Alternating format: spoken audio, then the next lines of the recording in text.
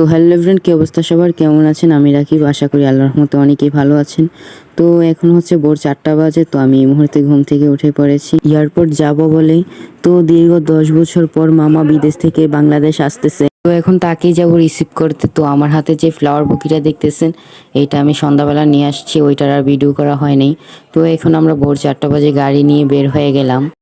যেহেতু মামা 10 বছর পর বিদেশ থেকে আসতেছে, মনে একটা এক্সাইটমেন্ট কাজ করতেছে। তো কথা বলতে বলতে আমরা ফাইনালি এয়ারপোর্টে চলে আসলাম দীর্ঘ 3 ঘন্টা পর।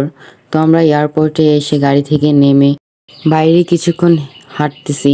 তো সামনে একটা কফি শপ পেলাম, তো ওইখানে ক্লান্তি দূর করার জন্য একটা কফি নিয়ে নিলাম।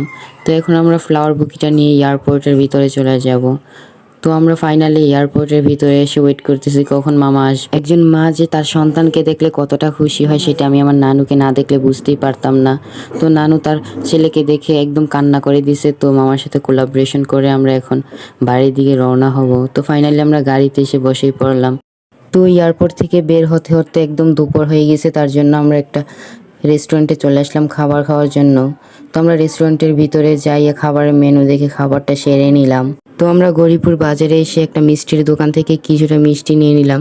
তো আজকের মধ্যে এখানেই বিদায় নিচ্ছি। আল্লাহ হাফেজ।